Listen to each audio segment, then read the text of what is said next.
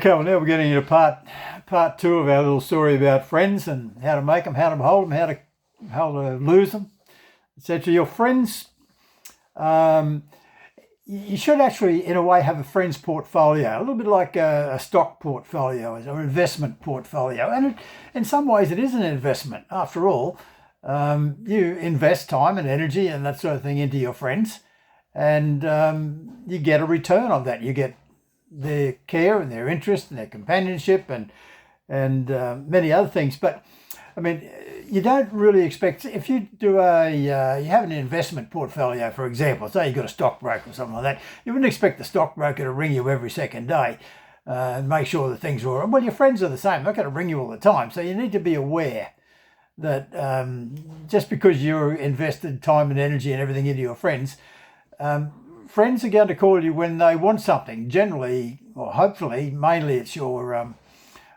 friendship or your companionship or whatever it is. But nonetheless, they will want something from you, and you're happy to give it, of course, because you want something from them as well. So yeah, you can think of your friends as a bank of goodwill, if you want to think of it that way. Now here's a little bit of a tip. If you're meeting someone for the first time, and I remember reading this, I can't think about how long ago it was, a very, very long time ago. And it's absolutely true. It's still exactly true today. And that is, if you meet someone for the first time, the most important thing that you can do is remember their name. And we're all guilty of this. You know what it's like. You introduce to someone and someone else, that sort of thing, and then 3 seconds later, for the love of Mike, you cannot remember their name. It happens all the time. So the trick here is that if you are meeting someone, you're in a social situation, you're going to be introduced to someone, and you can see it coming. You know, it's coming, and then you're introduced to someone. Here's the trick. When they say their name, you repeat their name back to them straight away. Just repeat it once, twice. Then you might make sort of some reference to that name in a way that makes an association. So you know someone of the same name, or you don't know anyone with the same name, or if it's a slightly unusual name, or it can be spelled, if his name's Jeffrey, well, is it with a J or a G? Whatever it is, there's plenty that you can talk about. Now, people are happy to talk about their name generally. I mean, they're the most important person in the world right at that moment. You're talking to them about themselves. So, yeah, and when you, if you remember their name later at a second meeting, and it's important that we're talking here about people that you will meet again, possibly meet again. If it's in a social situation, then you quite well might do that.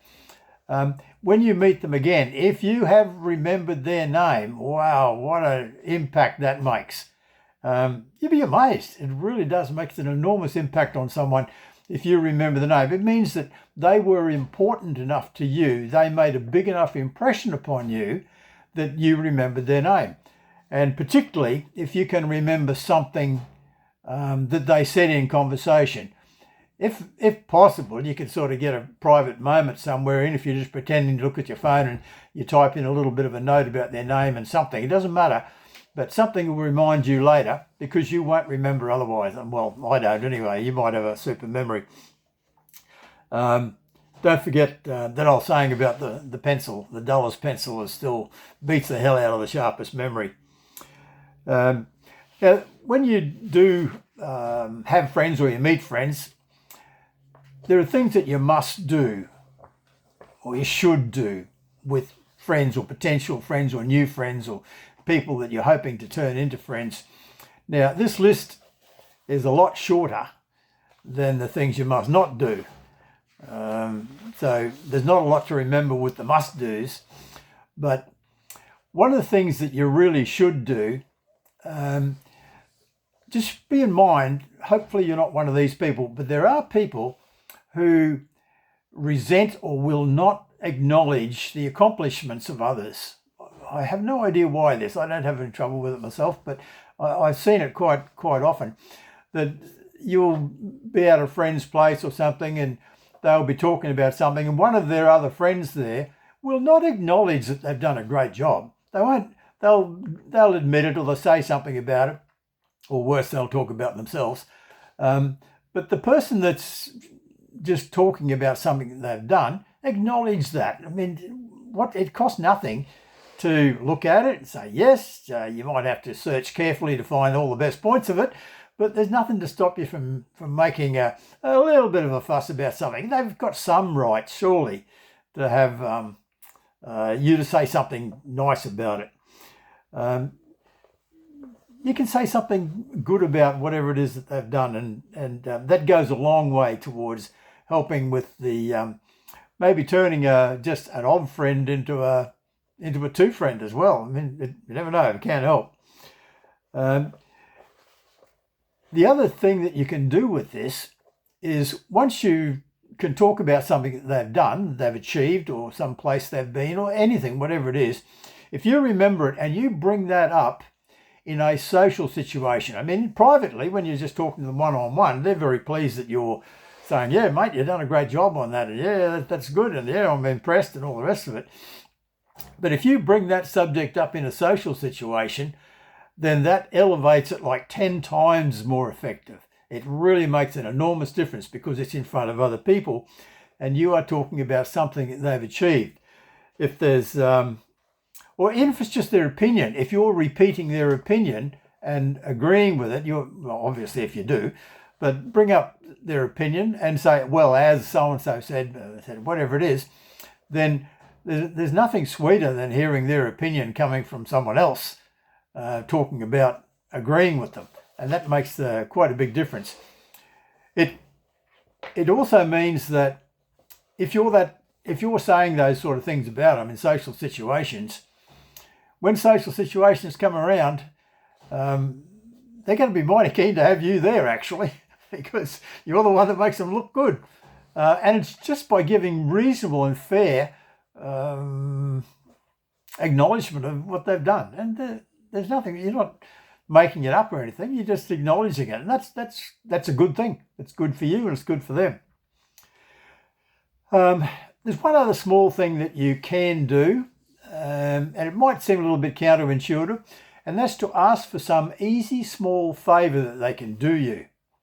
Now, the reason for this is, even to lend you something, might be a tool or something for the day, and you give it back the following day, making sure you do. But some small thing that they can feel generous and have done something for you. Because when we do something for other people, it makes us feel good. So you're giving them the opportunity to feel good by doing something good for you. And as long as you acknowledge it and return it if you've borrowed something quickly, then mission accomplished. You really have done something very good to, I won't say cement your friendship, because cement's just one. You can't say concrete the friendship. So anyway, we'll call it cement the friendship. You know what I mean. So it's very good. And the other thing is, just on the subject of acknowledging generally what they have done, yes, it does overlap slightly with the white lie. Now, we would call that greasing the wheels of friendship or diplomacy. But I mean, if your Aunt Bessie or something has given you a book of poems that she's written, you're not going to give a harsh critique of it, particularly if it looks like that might influence whether you stay in the will or not. You just go along with that. I mean, a little white lie's not going to do any harm in those situations. Lies are okay as long as they don't hurt anyone else or take advantage of other people. Then a little white lie here or there doesn't hurt. We all know that. Now, we come to the more comprehensive list, I suppose, all the things that you must not do to your friends. This is where you can lose your friends. Now, there is a little joke that says, you don't let your friends take a laxative and a sleeping pill together. Well, I don't. Yeah, we'll skip that a little bit and talk about things that you really must not do. And one of the big killers of friendship, one of the worst things you can do, is to borrow money or ask to borrow money. It's a horrible thing to do to someone, simply because you put them in an invidious situation. What are they going to say? I mean, now they resent the fact that you've put them in this situation where they have to say no, or they have to say yes and they don't really want to, and they're over you've got them in a very bad situation. They resent that, and rightly so. So that's something that you never want to do. And also, if you have to resort to asking friends to help you out financially, surely it's time to have a look at the way you were running your life. You've got other problems far more important than just getting that little bit of money at that little time to tide you over. The basic problems need to be resolved. And I write about that fairly extensively in the book. And there are ways and means you can handle that situation. But for goodness sake, if you're ever tempted to ask friends if you can borrow money, then avoid it like the plague. That is the worst thing you can do. And it never turns out well. In the long run, it never turns out well. The second thing on my list of things that you don't do is give advice. I've been saying now for a long, long time that the second most plentiful element in the universe after hydrogen is gratuitous advice. And it's true that if there's one thing that is so plentiful, it's gratuitous advice. People just giving you advice whether you want it or not. And it is so common, so valueless, that it's given away free and nobody even wants it.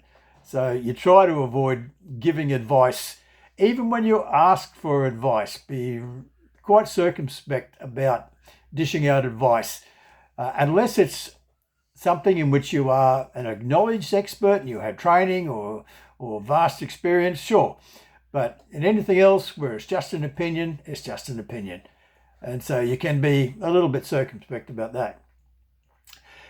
Now, there's a type of person that I don't think you are. Well, I hope you're not, and you certainly don't want to be. And but you would have seen them, the bragger. The bragger is the person who just can't help talking about themselves non-stop. They've done this, they've been there, they've done that. And all they want to do is talk about their achievements, not their friends. They want to talk about what their friends have done. They don't want to talk about anything else other than what they have done and how good they are at things. And you know how they get on your wick. Well, that if you were like that with your friends, that is what would happen with you too. And the one that's closely associated to the bragger is a story topper. Oh, these people are horrible. Say you're at a social engagement and you're talking with your friends and that sort of thing, and obviously one of your friends is sort of saying, oh, I did so-and-so, and then this cut across here, and then I did that, and so on. That's when the story topper has to step in. Well, he has to tell his story, and it's bigger and better. Now, the irony of this is that he's doing it to gain kudos and elevate his status. And it's the very opposite. Most people will know that he's a story topper, and first of all, they won't believe the story topping because he always does that, or she always does that.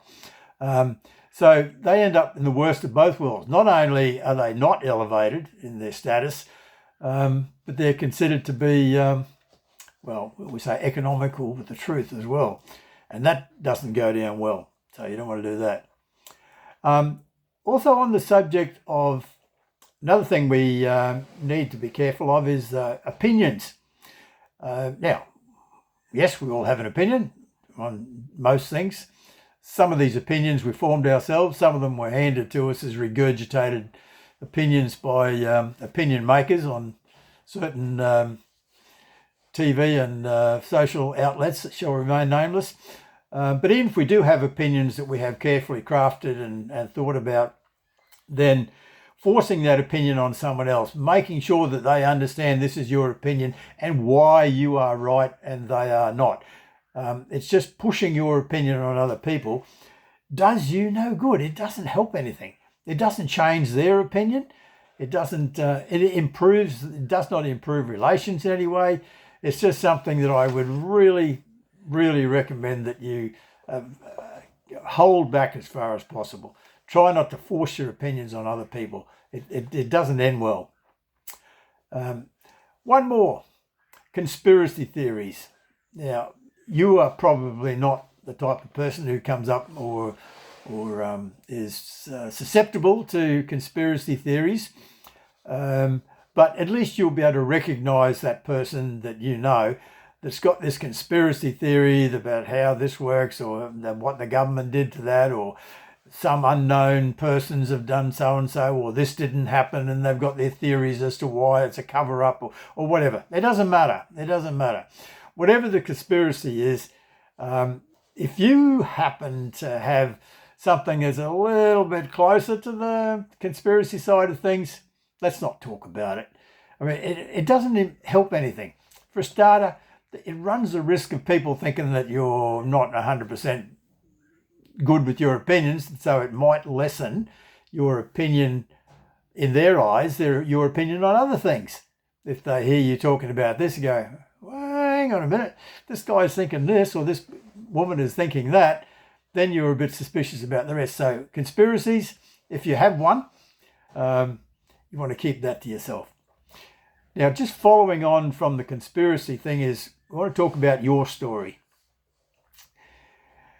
When you're in a conversation with friends, a friend, whatever, quite often they'll tell something of their life, of their experience, their story, something about themselves. And you may have even heard it before. A lot of us are guilty of telling the same story to the same audience. Matter of fact, once I heard a woman in a social gathering tell the same story, not 15 minutes apart, and in great detail, and wouldn't stop, even when it was indicated to her, yeah, we heard this 15, 20 minutes ago, and still told the entire story all over again, forgetting that she'd already said it. So when you're telling your story, bear in mind that people are somewhat interested in your story, about 10% of how much interest they have in their story. Now, they're going to be really interested in their story, and they're going to have about 10% of that interest in your story. So bear that in mind when you're telling your story. Be succinct, be brief. Talk about your story, but not in terms of boastfulness or anything like that. By all means, talk about your experience. Be a little self-effacing about it. Always helps. And if it's done promptly and nicely and is not taken too long and gives the other person an opportunity to tell more of their story, then you're going to win the competition, if there is, you call it a competition, because they're going to get most of the airtime, and they're going to feel that you are just about the smartest person in the room. And you will be, because you're the one that's winning. You're the one that's holding back on your story and allowing them to tell their story. And of course, friendships blossom, and time comes when your story doesn't matter that much. It only matters to you, and it doesn't matter to other people. And they will have forgotten it probably, before you get to the door. Most of it will have escaped their memory as well. So we shouldn't put too much emphasis on it. We are really only interested in our own stories. So that's what the other person, your friend, is interested in, is their story. Let them tell. Sure, you throw in a little bit to keep the conversation going, but it's their story that you want to be talking about. When you're in that sort of situation, even after you leave, think about how much time did you spend talking about you, and how much time did you talk about them in that whole conversation. How much time was taken up by what they spoke about and interest in their lives and what they're doing and all the rest of it, and how much of the time. Now, if more than 50% of that conversation was about you, then you lost the deal. Right? If they spoke 75% about them and 25% about you, then you won by a fair while. So it's there's a word for that. It's called laconic, where you're not loquacious. You're not rabbiting on all the time. Long talking. It's up to the other person to talk, and you listen. You become quite a good listener. And if you ever need to think of that, can you imagine, say, Clint Eastwood or someone sitting down chattering like a monkey and about everything he's done and where he's been? I mean, it just wouldn't fit the personality, would it? I mean, when you're in conversations, have that little bit of dirty Harry about you. Yeah, you talk about it. Yes, you acknowledge the other person. Yes, you talk about a few things that you've done, but let them have the field. Okay, now that's about those relationships. Now, it's what do you talk about? This is an interesting area because a lot of problems can come from what you talk about. And one of the things that causes the most grief are the big boxes. Now, what I mean by the big boxes are there are some huge boxes of conversation. Religion, politics. No, I won't. You get the idea. There's some subjects that are so huge, the boxes are so big, you can guarantee that there'll be some things you agree on and some you disagree on. So no point in talking about the big boxes. Inside the big boxes, there are smaller boxes of things that are part of that larger box. Once again, there's going to be on some of those you might agree mostly, other things you might disagree mostly. There's not really much point in talking about those. For example, in the politics, it could be about a particular party or a particular individual. That's another box inside the main box. No point in talking about them because there's a fair chance that some of that you're going to agree with and disagree with, and that doesn't help social cohesion one little bit.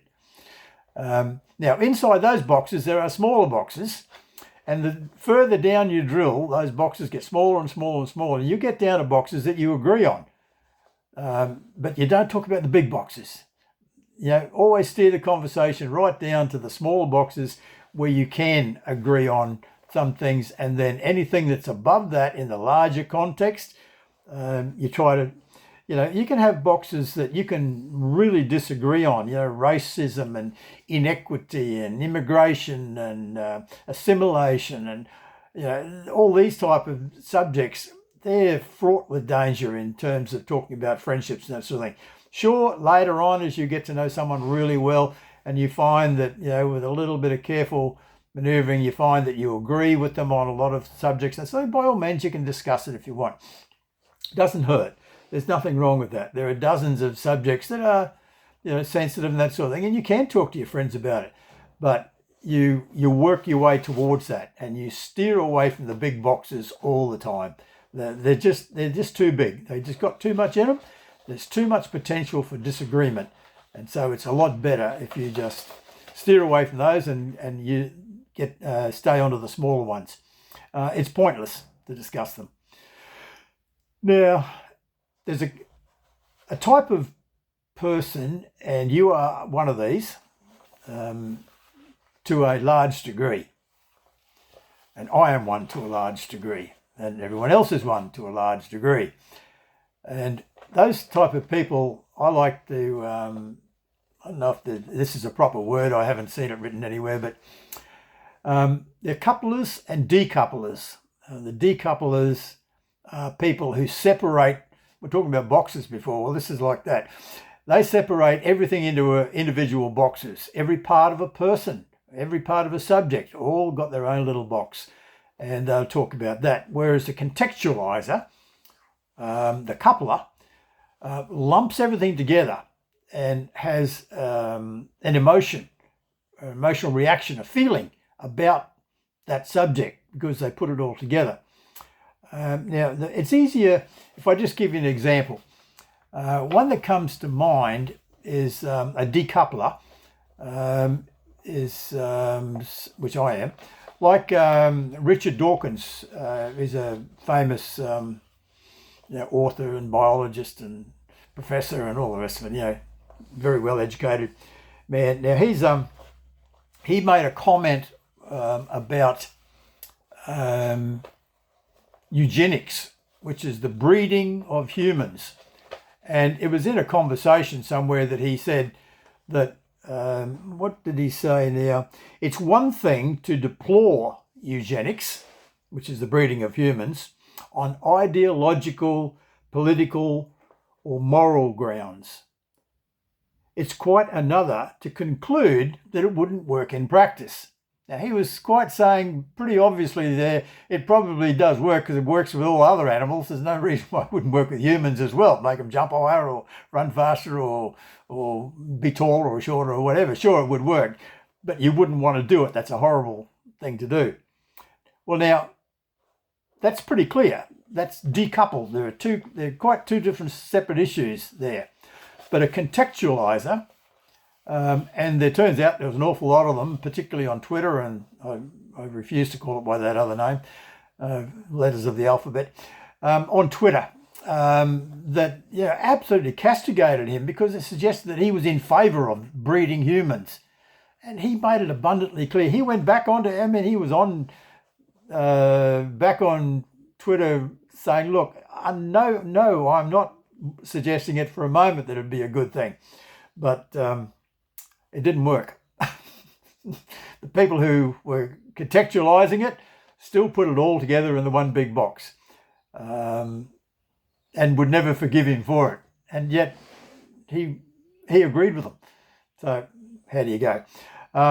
You could get another example, and we've unfortunately seen a number of these where you get a celebrity that's very accomplished in some field as a singer or an actor or something, and does some dastardly deeds. The contextualizer will just totally cancel that person and ban them for life and never have anything to ever mention their name again because of the horrible deeds they did. Whereas the decoupler will simply see them in different boxes and agree with you that they would never have anything to do with it either. But they still recognise that the performances or the music or whatever it was that they did was quite good. They can separate the two issues. So this is not to say that any one system is better than the other. We just think differently, and it's good to be aware that you are one of those types, and the other person that you're talking with, you can be your friend, can be the other type. You just be aware that that's where it is, so you try not to cross those boundaries. It also comes from sort of drawing conclusions, I suppose, from what people say. So in the case of what I was talking about with Dawkins, they were the contextualised reading between the lines and putting a context on what they said without taking the words too literally. Journalists and PR people, politicians, their job is to put context on things. And so some of them are naturally more contextual anyway. But an example of that would be like the politician says the cat was not black. And then it's reported in the news that, or on social media, the politician said the cat was white. And he didn't say that. He just said it wasn't black. So, that's an extreme example, but it just goes to show that people will put interpretations on your words. So you just need to be conscious of the fact that people who contextualize things or make assumptions, that sort of thing, and we all do, none of us are exempt from this. We just need to be aware of that, and it helps with our relationships with our friends. The other thing is the assumptions that we make. Those assumptions are like I just described with the politician, and any view that we have on any subject is going to be interpreted. The words will be interpreted, and assumptions made about what those words mean to that person. Now, it doesn't mean that literally you can say something literally that you mean heartfelt, genuine, and with the most altruistic intentions, but the words that you use then have to be interpreted. And the person that interprets those words puts them into a context, and then they form an opinion. And it mightn't be what you intended. So the final thing is that when I'm saying here now is that when you're dealing with your friends, you need to be aware that people make assumptions. They put your words into a context that aren't necessarily the words that you intended. So long as you try to avoid some of those horrible things that people can do to their friends that make life difficult for you to have more friends and to look after those friendships. If you try to avoid those, and wherever possible, try to do those things that will make life easier and better for the other person without being so concerned about trotting out your own stories and trumpeting your own position. Do it for them, and then you will have gained those friendships. And it doesn't harm your life one little bit to keep those stories and that sort of thing in reserve for another day when you get to know them better. Anyway, that's the end of part 2 of the friendship thing. It's only an overview. There's a lot more involved with friendship. Obviously, we've got more intense friendships and love and hate and jealousy and betrayal and a whole range of other subjects that we'll cover in later videos, and ones that I've written about fairly extensively and I've thought about a hell of a lot. And I'll be happy to talk to you about them. I understand that if you subscribe, you will get notified I hope YouTube will notify you, at least put me on your list. When the new videos come out, you may be interested in some of those. And actually, if you like this video, then other people will, or even dislike it, I think, I'm not sure. Other people get a chance to see it too, and you never know, it might help someone foster more friendships for them. Anyway, that's it. That's the end of part 2. And hopefully we'll talk to you next week about another subject that I hope you'll find interesting too. Cheers.